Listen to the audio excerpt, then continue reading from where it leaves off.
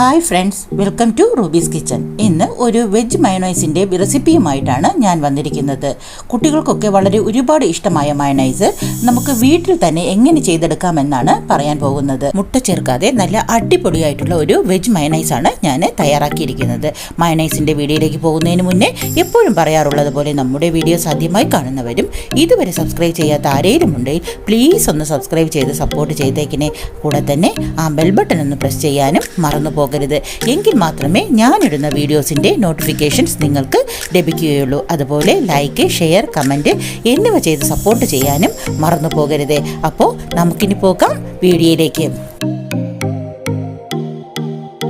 Mayonnaise എങ്ങനെയാണ് തയ്യാറാക്കുന്നതെന്ന് നോക്കിയാലോ. ഒരു മിക്സിയുടെ ജാറിൽ 1 കപ്പ് പാൽ ഒഴിച്ച് കൊടുക്കുക. അതായത് 280 ml പാല്. അത് തണുപ്പിച്ചാണ് എടുത്തിട്ടുള്ളത് ഫ്രീസറിൽ വെച്ച്. അതുപോലെ സൺഫ്ലവർ ഓയിലും 250 ml എടുത്തിട്ടുണ്ട്. അതും ഫ്രീസറിൽ വെച്ച് 30 മിനിറ്റ് തണുപ്പിച്ചെടുത്തതാണ്. അത് മുഴുവനായിട്ടും ഒഴിക്കേണ്ട, നമുക്ക് പകുതി സൺഫ്ലവർ ഓയിൽ ഒഴിച്ച് കൊടുക്കാം. ഇനി ഇതിലേക്ക് വെളുത്തുള്ളി, പിന്നെ കുരുമുളക് ഒരു 20 എണ്ണം, 15 to 20 എണ്ണം എടുത്തിട്ടുണ്ട്. പഞ്ചസാര 1/2 ടേബിൾ സ്പൂൺ, ഉപ്പ് 1/4 ടീസ്പൂൺ, നാരങ്ങ നീര് 1/2 ടേബിൾ സ്പൂൺ എന്നിവ ഒഴിച്ച് ഒരു 2 സെക്കൻഡ് മിക്സിയിൽ കറക്കിയെടുക്കാം.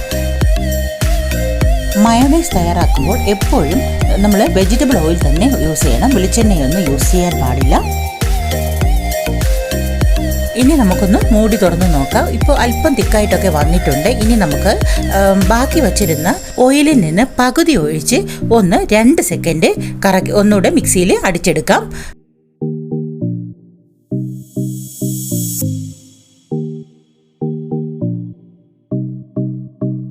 ഇപ്പോൾ ഒന്നുകൂടി കുറച്ചുകൂടി തിക്കായി വന്നിട്ടുണ്ട്.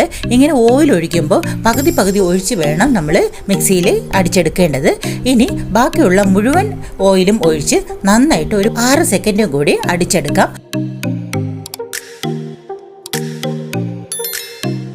മൊത്തം 10 സെക്കൻഡിനുള്ളിൽ നമുക്ക് നല്ല രീതിയിലുള്ള ഒരു മയോണൈസ് കിട്ടും.